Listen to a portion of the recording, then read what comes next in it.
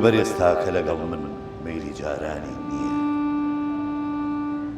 حوسنی خۆی ناسیوە هیچ مەیلی محیبانی نییە. ئەهلی دین ڕەحمی دەبێ مطلق بە ئەحواڵی کەسان، دیارە ئەو بێمروەتەی بەدبەختە ئیمانی نییە. وا بەبێ پەروا دەڕێژێ خوێنی عشاقی فەقیر، تۆ دەڵێ هەرگیز لە دڵدا خەوفی یەزدانی نییە. مەستی بادەی نازە بۆیە ئێمە ناهێنێتە یاد، شاکە سەرمەست بوو بەڵێ باکی گەدایانی نییە. بۆ هەموو دەردێ دەوایە دانراوە غەیری عیشق، ئەی خودا چ بکەم لەگەڵ دەردێ کە دەرمانی نییە. مڵکی ئیقلیمی محیبەت بۆیە ممتازە فوئاد، چونکە خاچی ئەو دیارە عەرزی وێرانی نییە. دەم خۆش کاک حەمیدیان، زۆر سوپاس خندە. دەست خۆش خات و هێلینگیان. ئازیزانی قەلەندەرخانە سڵاو، خۆشحاڵم لە دیمانەی کینۆی قەلەندەرخانە لەگەڵ هاوکارم کاک حەمیدبانی پێتان شاد دەبینەوە. باسی ئەمڕۆمان باسی شاعیرێکی شاری کەرکووکە بە ناوی فوئاد. میوانەکانی ئەمڕۆم بەڕێز مێژوونووس کاک سمکۆ بەهرۆزە، بەخێر بێ مامۆستاگیان، بەخێر بێ مامۆستا. لەگەڵ خاتو هێلینستار بە ئامێری کەمانچە، بەخێر بێ خاتونگیان. مامۆستاگیان ئەکرێ پێمان بڵێ فوئاد کێیە؟ فوئاد یەکێکە لە شاعیرەکانی کوردستان، شاعیرێکە لە کەرکووکەوە لەدایک بووە و لە کەرکووکەوە ژیا و شیعرەکانی هەڵقوڵاوی هەموو کوردستان. دەتوانین بڵێین تایر فوئاد یەکێکە لەو شاعیرە بەناوبانگانەی کە لە 1992دا لە کەرکووک لەدایک بووە. ناوی شێخ تایر کوڕی شێخ عەبدوڵەتیف بێدەریە، لە سەیدەکانی بەرزنجە بووە لە کەرکووک، لە گەڕەکی بڵاخ لە کەرکووک لەدایک بووە. لە تەمەنی ماوەی ئەو ژیانەکەمەی کە ژیاوە کە 33 ساڵ تەمەنی بووە، لە 1992 زاینی بەرامبەر 1310 کۆچی و لە 1925 کۆچی دوایی کردووە لە کەرکووک. لە ساڵی 1922 ژنی هێناوە. نازناوی شعری لە هەموو شعرەکانی فوادی بۆ خۆی هەڵبژاردووە. مامۆستاگیان ئەم نازناوە لە چیەوە هاتووە؟ چۆن ئەم نازناوە لەوە سەرچاوی گرتووە کە خۆی بە دڵی هەموو، یعنی شعرەکانی لا خۆشەویست بۆ فوئاد جۆرێک بووە لە دڵ لە خۆشەویستی. ئیجا خۆشەویستەکە یا بۆ دڵی شعرەکانی بووە، یا بۆ کوردستان بووە، یا بۆ هەست و سۆزە خۆینەی بەرامبەر خۆشەویستەکەی بووە. بۆیە فوئاد وشەیەکە هەڵقوڵاوی دڵە، لە سەرچاوی دڵەوە وشەی فوادی هەڵبژاردۆ کردووە بە نازناوی شعری خۆی. بەڵێ مامۆستا، باسی ئەو قۆناغەکانی خوێندنی فوئاد کە لای کۆمەڵێک مامۆستای ئەو سەردەمەوەکو شێخ محەممەدی بێدەری لە لای عەلی حکمەتی سیامەنسووری، ئەمە دوو زانای گەورەی کەرکووک بڵێ و دەتوانم بڵێم یەکێکن لەو زانایانەی کەوا لە خوێندنی ئاینیدا قۆناغەکانی کۆتایی بڕیوە تایر فوئاد، بەڵام بەهۆی شەڕی جیهانی یەکەم و ڕەشبگیری سەربازی لەبەرەوە وازی لە خوێندن هێناوە. یان دەتوانین بڵێن یەکێکە لە زانە ئاینەکان، چکە لەلایەن دوو زانای ئاینی گەورە و پەروەردە بۆ بناغەی توانیوێتی بناغەی هەموو بنەماکانی دوانزە عیلم کاوانی کەوا و کتێبانی کەوا بناغەی دوانزە عیلم لە ڕووی ئاینیەوە خوێندوێتی. بەڵێ مامۆستاگیان، ئەگەر بینە سەرەتای نووسینی شعر لای فوئاد ئەگەڕێتەوە بۆ کۆی و شعرەکانی چۆن ئەبینی؟ ئەگەر بین هیچ مێژوویەک لە شعرەکانی نەنووسراوە، بەڵام ئەگە بێت و هەڵسەنگاندن بکەین لە ڕووی مێژوویە، لە ڕووی ئەو ڕووداوە مێژوانی باسی کردووە، دەتوان بڵێن لە سەرەتایەکی زووە دەستی شعرنووسینی بووە و لە ناوەڕاستەکانی تەمەنیدا بە تایبەتی زیاتر شعرەکانی نووسیوە، بەڵام لە سەرەتای ژیانیدا شعرەکانی ئەوانەی کەوا لە سەرەتادا نووسێتی شعری دڵداری تایە، بەڵام لە دواییدا بۆی هەستە نیشتیمانیکە ئەو گۆڕانکارە مێژوانی لە دەوروبەری ڕوویداوە زیاتر پەنای بردوۆتە بەس ڕووداوە مێژوویەکان و هەستە نیشتیمانەکان و شعرەکانی لەوێەوە هەڵقوڵاوە. بەڵێ مامۆستا، قۆناغێک هەیە لە ژیانی فوئادە کە ئەو کاتێک کە بۆ خوێنن گەشتۆتە پلەیەکی بەرز، بەڵام بەهۆی سەربازیەوە نەیتوانیوە تەواویکە. لێەوە کە ڕەوانە ئەکرێ بەرەو ناوچەی موکریان و ئازربیجانۆک و سەرباز ئەم قۆناغە بەڕاستی ئەگەر لە شعرەکانی سیرپی کاریگەری زۆری هەبووە لەسەر فواد بە تایبەتی کاریگەری لەسەر هەستی نەتەوەی فواد تۆ بەڕێزت چۆن ئەم قۆناغی لەسەر بۆ چوونی قسەکەی تۆش ئەو ماوەی زۆر گرنگ بووە چونکە لە ڕووی مێژووی ئەگەر سێری بکەین لەبەرەوە کۆمەڵێک ڕووداوی مێژووی گرنگ لە ناوچەکە سەری هەڵدا چ لەسەر ئاستی دەرەوەی کوردستان چ لەسەر ئاستی کوردستان چ لەسەر ناوخۆی کوردستان و دەوروبەری بەتاتی لە عێراق و تورکیا و ئێران ئەمانە کۆمەڵێک گۆڕانکاری بۆ شەڕی جیهانیش هاتۆ بەسەریا ئەو شەڕانی کە لەو منطقەیە ڕوویدا وەکو شەڕی بەلقان و ئیتالیا و عوسمانیەکان و پاشەکشەی عوسمانیەکان و دروستبوونی دەوڵەتی تورکیا ئەمانە هەموو کاریگەری ئەوەیان کرد و هەستێکی نەتەوەی بەهێزی لابووە بە تایبەتیش ئەو دەربەدەری کەوا چێشتێتی و ئەو ژیانی کە چێشتێتی لەوەیە کە دیوێتی دەبینێتەوە چۆن ئەو کارانەکەن ئەو ڕووداوانە لە بەرژەوەندی کوردانیا زەرەر بە کورد دەگەێنێ کورد هێشتا نەگەیشتۆتە ئەو ئاستەی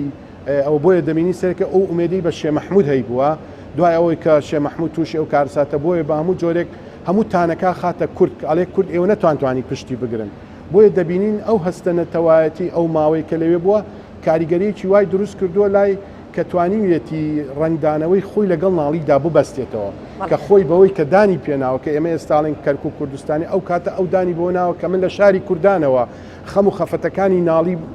خۆم هەڵە ینی یە بۆ یەکتریە گێڕینەوە یعنی ئەمە وای لێ کردووە کەوا دەتوانم بڵێم ئەو غەریبەی خۆی بە ناڵی چواندووە ینی هەوری داوە لە ڕووی ئەو غەریبەی کەناڵی چێشتێتی هەمانە و غەریبەی ئەو چێشتێتی بەڵکونەوەی ناڵیش زیاترە ناڵی خۆی ڕۆیە بەڵام ئەمە لێرە دەربەدەر کراوە نەویستۆ بڕا بەڵام دەربەردیری و ڕەشبگیری شەڕی جیهانی یەکەم وای لێ کردووە کەوا بە زۆر ببرێتە شوێنێک کە دوور لە زیێدی خۆی دوور لە شاری خۆی دوور لە وڵاتی خۆی مامۆستاگیان هەر لەسەر باسی شعرەکانی فواد دیارە فواد تەمەنێکی کورتی هەبووە بەڕێزت شعرەکانی فواد چۆن ئەبینی لە چاو ئەو تەمەنە کورتەیە ئەگەر سەی ناوەڕۆکی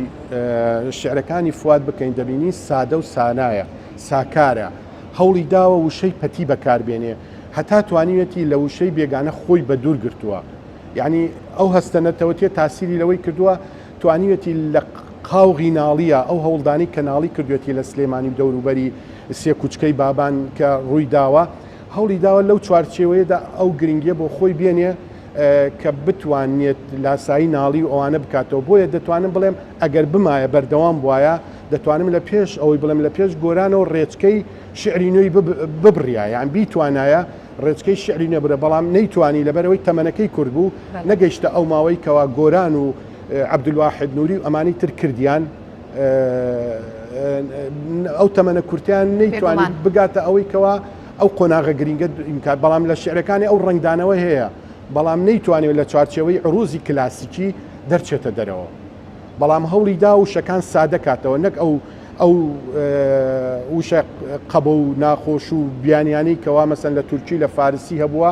هەوڵی داوە خۆی لێ بسپێریان خۆی لێ دەرباسکا و وشەی پەتی کە لە ناوچەکە بۆ بەکاری بێنێ بۆیە دەبین لە زۆر شوێنە گەلێ لە وشەی ناوخۆی کەرکووک و کوردستان هەبووە بەکاری هێناوە بەڵێ ئەگەر خەندەخان شعرێکمان بۆ بخوێنێتەوە بە ئەوکاری هێنێتان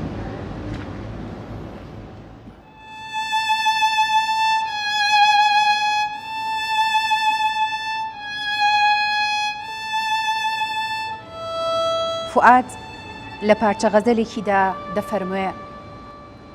دڵ ئەگەر حرفێ لە بەحسی دەردی خۆی ئیفشا دەکا جونب و شۆڕی سەریری عالەمی شەیدا دەکا کەس لە حاڵی غەیری خۆی نازانێ گەڕ ڕاستت دەوێ وشکە لافی خەڵقی دەرمانی برینت کوا دەکا هەر لە تعلیم خانەی ئەتفاڵە چێ دنیای دوو ئەو کەسەی بێنادیمە ئاخر لە جەوری ڕادەکە مقتەزای فەقرە دینداری لە دنیادا بەڵێ زاهیدی میسکی لە بەرناچاری ڕوو لە خوا دەکە حوسنی ئەشعارم لە حوسنی تەبعە ئەی فوئاد نۆکەری شایستە کەسبی سیرەتی ئاغا دەکە. دەم خۆش خەندەخان. بەڵێ مامۆستا باسی مەسلەی نوێخوازیمان کرد لای فواد. بێگومان هەرچەنە زۆربەی شعرەکانی بە عروزی عەرەبی نووسیوە، بەڵام وەکو چەمکی شعری لە قاڵبی کلاسیک لە گەلێک شعریا لە قاڵبی کلاسیک چۆتە دەرەوە بێت جگەلەوەی هەندێک شعری مەسنەویشی هەیە بێگومان. بەڵام لەسەر ئەم نوێخوازیە من دێڕێکی بکەنەوە سەرنجی ڕاکێشان بەڵێ لازمی دەوری تەجەدود بوو مەگەر وحشەتی کۆن تازەکەن بۆ یەکدیگەر، یعنی خۆی لەوێت داوای تازەکردنەوە تا نوێگەریەکە و نوێخوازیە دوایەوە ئەو عروزانی عەرەبی هەمووی بەکار نێنەوە، هەنێ عروز هەبووە زۆر قورس بوو، ئەو زیاتر خۆی پەیوەست کردوتە بە دوو عروزەوە، ئەوانەی تری تەنهازانم هەزەج و ئەوەی تری بە ڕەملی بەکارێنە، ئەوانەی تری واز لێناوە. ئەمە وەکو قاوغێبەوە ویستێتی خۆی دەرباز کات، چونکە هەر شاعرە لەو قۆناغە ناتوانێت بە ئاسانی خۆیدا، چونکە چواردەورەکەی شاعیرەکانی تر لۆمەیەکەن، یا ئەڵێن تۆ لە چوارچێوەی ڕێڕەوی شعری لاداوە شعری کلاسیکی، بۆیە هەوڵی داوە بەو قۆناغانە بڕوا کە وەکو ناڵی چۆن لە سەرەتادا کردیان، ئەمش هەوڵی داوە لەوەی ناڵی زیاتر بپەڕێنەوە، زیاتر کار بک بۆ ئەوەی کەوا لە عروزە گرانەکان یا عروزانی کەوا زۆر بەناوبانگ نین، وەکەوەی مەحوی بەکارێناوەی چێکی تر بەکارێناوە، ئەو ویستێتی خۆی لەوانە بپەڕێنێتەوە، خۆی لەوانە دەرباسکە. دوایشتی کەشەیە لە منطقەی کەرکووکە، لە ناوچەی کەرکووکە لەهجەی ماچۆ، زۆری شاعیرەکان لە سەردەمی تەتا دەتوانم بڵێم لە نزیکی تایر فواد و لە دوای تایر فوادش بەشێکی زۆریان بە شعری ماچۆی گۆرانی بەناوبانگ بوون. لەبەرەوە سیرەکەین ئەو هەوڵیدا یعنی دەربازبوونی لەو قاوغەش ئەوە یەکێکە لەوانەی کەوا ویستێتی گۆڕانکاری بکە، چونکە هیچ شعرێکی نییە بە لەهجەی گۆرانی یا بە شێوەزاری گۆرانی، بۆیە دەبینین ئەمەش دەرچوونێ بوو لە قاوغی ئەو شاعرانی کە لە کەرکووکە بوونە کە بە شێوە گۆرانی شعریان نووسێت، کە نزیکەی لە 100 شاعیرەکان بە شێوە گۆرانی لە کەرکووک شعریان نووسیوە.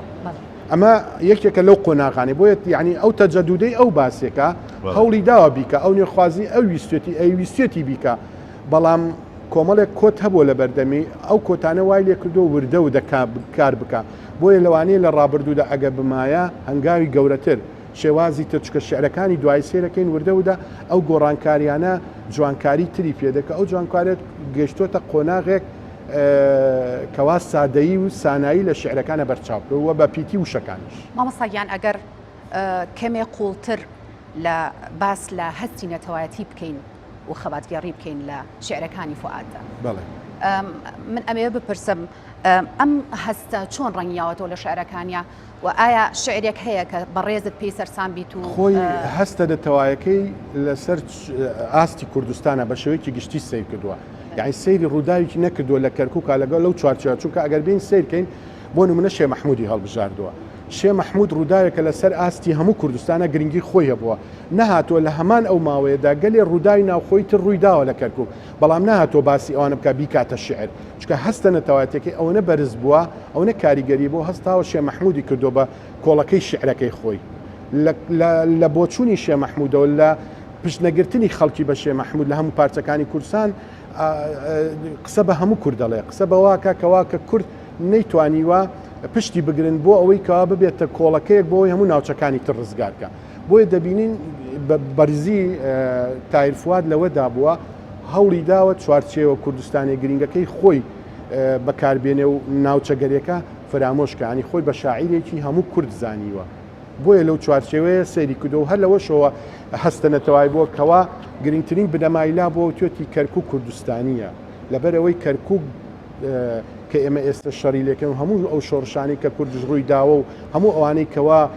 تا ئێستش بەردەوامە و تا ئێستش مادەی 140 و هەموو ئەو کێشانی کە ڕۆدا هەمووی لەسەر کەرکووکە، بۆی لەو کاتۆس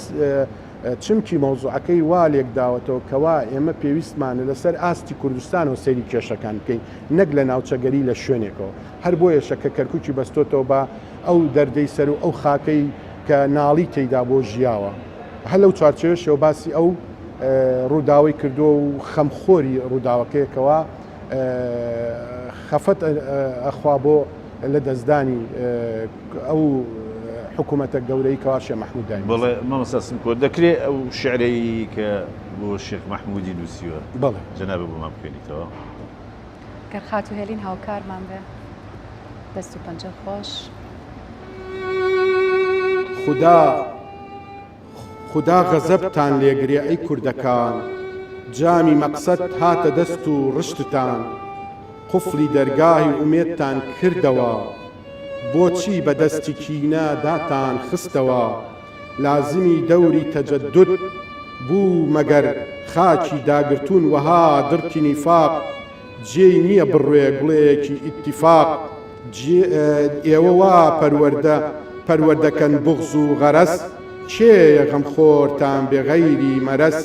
وا پڕی دڵتانە میقرۆبی حەسەد زەحمەتە بۆ ئێوە چاکی تا ئەبەد گەرچی دەشزانم قسەم فایدەی نییە کوردم و شینکردنم ناچاریە گەر دەزانم قیسە تەئسیری دەبێ هەڵ بڵێم شەر بێ وەکو ناڵەی حەبێ. دەم خۆش مامەسا من مامەساویستم بەراوردێک لە هەندێک شێوازی نووسینی شعری فواد بکەم ئەو شعری کە نامەیەکە بۆ نیشتیمان کە لە غوربەتەوە لە ئازەربیجانەوە نووسیەتی بۆ کوردستان چکە ئەم نامەیە نەناردووە چونکە ئەوڵێ نامەیەک بە بادی سەبایە یعنی بە خەیاڵی خۆی نردێتی بۆ کوردستان ئەم شعرە بەڕاستی چوەکو قافیە و چوەکو کێشش هەستەکەی کاریگەری چامەکەی نالی و سالمی بەسەرەوەیە ئەمە لەلایەکە ئەم کاریگەریە کاریگەریەکی تر شعرێکی هەیە شایی حەمەشینی شەحەلی کە بۆ یەکەم جارە لە پێش فوئادا بەم شێوازە شعر نەنووسراوە کە باسی جوانی شایی و ڕەشبەڵەک و لە شولاری کچەکان لەو ئاهەنگا و لەم هینانە لەو شعرە ئەیکات کە ئەتوانم لە دوای ئەوە ئێمە بەس تەنها گەشتەکەی قەرەداخی ینی لەو کاتە ئەتوانم بڵێم لە پێش گۆرانە ئەو ئەحساسی هەبوو ئەو هەستەی هەبووە یعنی لە بینی دوو حاڵەتی سیر کاریگەری نالی و کاریگەری ئەم پێم وایە گەشتە سەر گۆرە. بەڵێ ئەگەر بین بەراوردێک لە دیوانەکەی ناڵی بکەین لەگەڵ دیوانەکەی تایر فوادە هاوشێوەی گەلێک لە شعرەکان هەیە لە بۆ نمونە لە کێشە کۆمەڵایەتەکان باسی ئەو دابوونەرێتە ناشرینانی کردو ناو کۆمەلگایە باسی گواستنەوەی بووکی کردووە و ڕۆژی زاوە و ئەمانە باسی دووری غەریبی باسی ئەو پەیوەندی کۆمەڵایەتیانی کە کۆمەڵێک حەسد و ئێرەی بردن و وەکو بڵێ جۆرێک لەوانی کەوا لە ناو کۆمەلگایان تێکداوە بۆیە دەبینین لە هەرێکێکی تێکەڵکێشی شتێکی کردووە بەڵام هاتووە تێکەڵکێشەکەی بە شێوەیە داڕشتووە دەتوان بڵێم هاوشێوەی ئەوەی ناڵیە بەڵام هاتووە لەو چوارچێوەیە غەمخۆری نیشتیمانەکەی باس کردووە لەلایە باسی ئەمانەشی کردووە بۆ نمونە ئەوەی کە لە غەریبیەوە ناردێتی ئەگە بین شعرەکە هەمانە و چامەی ناڵیە بەڵام بە شێوازێ نووسیوەتی شێوازەکەی هەستێکی کوردانە هەستێکی نیشتیمانی گەورەی کوردستانی تایە کە توانیوێتی هەموو ئەو دەرد و معاناتەی کەوا ناڵی چێشتێتی یا سالم چێشتێتی یا ئەوانی کە لە سێکوچکەی بابانە چێشتێتی ئەم هەمان ئەو ڕنگدانەوەی کردوێتەوە بەڵام بە شێوەیەک کردوێتەوە نەکاتۆ لاساییکردنەوەیەک بێت لە گلاڵی بەڵکو هەستاوە لە بەپی ئەو ڕووداوانی ئەو کاتەی خۆی کە شعرەکەی نووسیوە نەک ئەو ڕووداوی کە وەختی خۆی ناڵی ڕوویداوە بەڵام لە ناوەڕۆکە ئەگەر سێری بکەین هەمان بیر و بۆچوونەکەی ناڵیە بەڵام ڕووداوەکان ڕووداوی تازەن ئاگادار بۆ لە ڕووداوەکان بۆیە بەپی ئەو ڕووداوانەوە هەڵسەنگانی قسەکانی کردووە ئەمە بەڵگەیە بۆ ئەوەی کەوا توانای یعنی لاوێک بووە شاعیرێ بووە توانیوێتی لە ڕووداوەکانەوە هەڵیەنجاندنی کارەسات و ڕووداوەکانی کورد بکە بۆیە ئەمە وای لێ کردو گرنگی ئەوەی هەبێ بتوانین ببێتە بنەمایەک بۆەوەی کە بە شاعیرێکی کوردستانی لەو چوارچێوێدا سەیری معاناتی خەڵک و نیشتیمانی کردو. دیارە فواد شعری هەمەڕەنگی هەبووە شعری غەزەلی هەبووە تەنانەت داشتۆرێنیشی هەبووە من ئەمەوێ ڕای بەڕێزت بزانم وەکو مێژوو نووسێ ئەو لایەنە مێژوویەکە چەندێک فواد توانیویەتی با بڵین خزمەت بە مێژووی کورد بکە لە ڕێگەی شارەکانیەوە ئەگەر سێر ئەو ماوە مێژوویە بکەین کە فواد تێیدا ژیاوە ئەوە بۆ شەڕی جیهانی یەکەم ڕوویداوە دەوڵەتی عوسمانی شکاوە کە لە 1950 ئەمانەدا کە شکاوە ئینگلیزەکان هاتوونەتە عێراق دەوڵەتی مەلەکی دامەزرا ینی تا دەوڵەتی پاشایەتیشی دیوە و دروستبوونی دەوڵەتی تورکیا و ئەو شەڕانی لە بەنقان ڕوویداوە لەسەر قوبرس و ناوچەکانی تر ئەمانە هەمووی شەڕی ئیتالیا ئەمانە کۆمەڵێک کێشە بوون لە دەوروبەری کوردستان ڕوویانداوە بۆیە بۆیە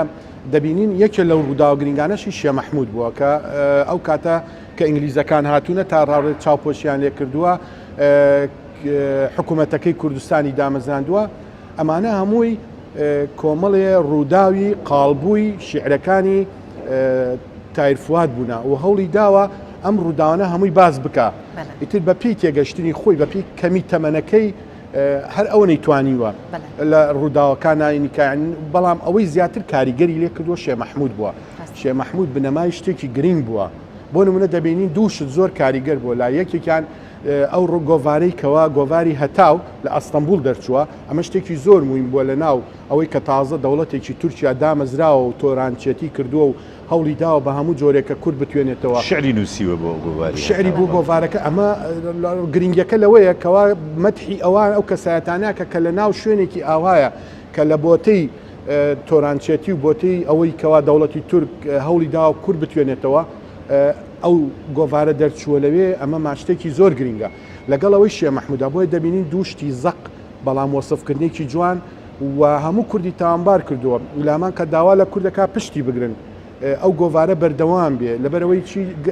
مادام وشەی کوردی بڵاو کاتەوە لە شوێنێکی وا گرنگە ئەمە بنەمایەکی گرنگە بۆیە دەبینین ئەو ڕنگداوانە لەو چوارچێوانەوە سەرچاوی گرتۆ کە ڕووداوەکان بڕیان مامۆستا گیانوازام کاتیەوە هاتووە کە شعرێکی تر بەشدار پێ بکەین ئەگەر خات و هێلین هاوکارمان بێ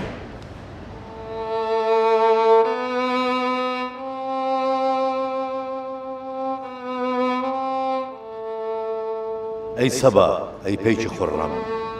وەی ئەمینی ڕازدار تۆی ئەنیسی ئەهلی دەرد و مەرهەمی قەلبی فیگار تەی دەکەی ڕێگای هەزار ساڵێ بە ئانێ هەروەکو شعلەی خورشیدی ئەنوەر تۆ خەفی ئەو ئاشکار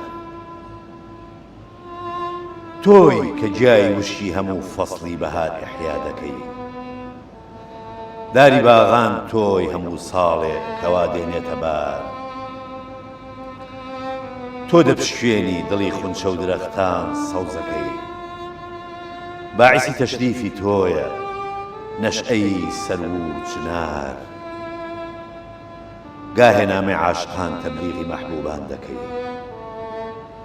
گەه دەبەی بۆ عاشقی دڵسوختە پەیغامی یار گەه دەبەی بۆ شاهی عادل شەکوەنامەی دادخواز گەه دەکەی ئیرسالی مەکتوبی غەریبانی هەژار من کە یەک ساعت بە قەزدی خۆم لە مەسکەن دوور نەبووم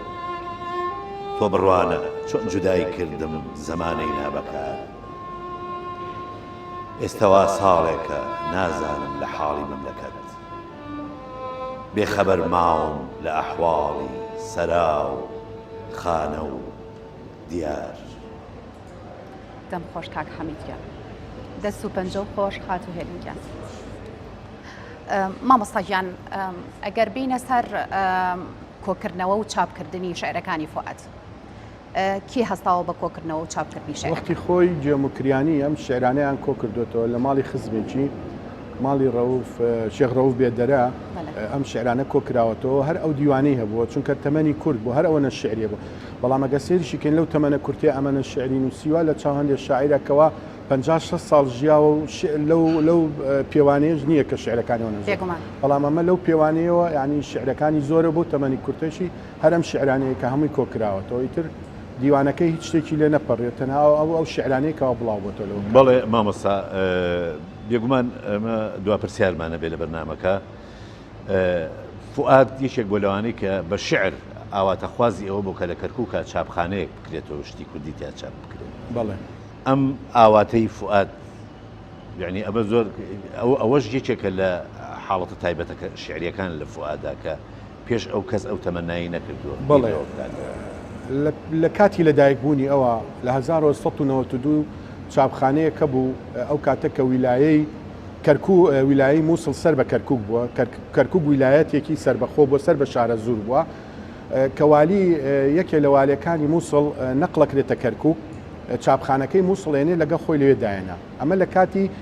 لە دایکبوونی تایرفووادا بەڵام کاتێک کە کاتێک ئەو قایمقامە ئەڕواایە ئەو والیە کە ئەڕوا چاپخانەکە لەگە خۆی باتەوە بۆ مووسڵ یعنی دەتوانم بڵم لە 1992 چاپخانە هەبووە بەڵام لە دوای کۆچی دوایی تایرفوات دەتوانم بڵێم دەوری 50-60 چاپخانەی لەسەر ئاستی کوردستان ئەو چاپخانانەی کەوا بەناوبانگ بوونە لە کەرکووک سەرێڵدا و کتێبەکانی زۆری کوردستان لەوێت چاپکراوی گەرمیان لەوێت چاپکراوە یعنی کەرکووک لە هەموو شارەکانی تر بۆ نمونە لە شاری وەک سلێمانیە یەک دوو چاپخانە بۆ بەڵام لە کەرکووکە لە سەردەمێکا 40 بۆ 50 چاپخانەی جۆرا و جۆر هەبووە بۆی ئاواتەکەی هاتۆتە دی بەڵام لە دوای کۆچکردنی خۆی هاتۆتە دی لەو کاتێ ئەوە کە لە لەدایک بووە ئەو چاپخانەیە بۆ بەڵام لە دوای ئەو چاپخانەیەکی زۆر هاتۆتە کەرکووک. زۆر سپاس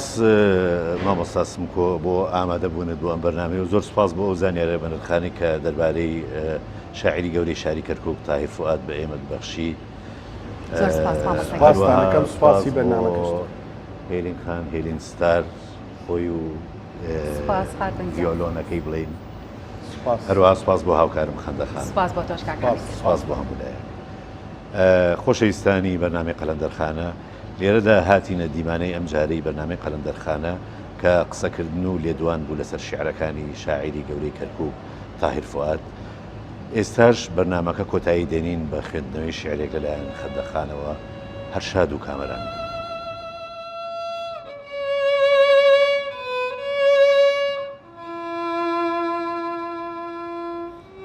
ئەو کەسەی وا بێ کەسە مادام خوددا بۆ ئەو کەسە بۆ دەڵێن بێکەس بە بێکەس خۆ هەر ئەو ساحب کەسە هەر زمانداران لە دەست ئەهلی زەما فەریادەکەن بێهەرا و ئاسوودە ڕاستی گەر کەسێ بێ ئەخرەسە 100,000 پند و نەسیحەت بۆ نەزان سوودی نییە ئەو کەسەی ساحب شعورە یەک ئیشارەی بۆ بەسە حاڵی دڵ مەکشوفی دەرکی کۆتەهی هەر کەس نییە گەوهەری دەریا لەکوێ هەر مەشهوری خار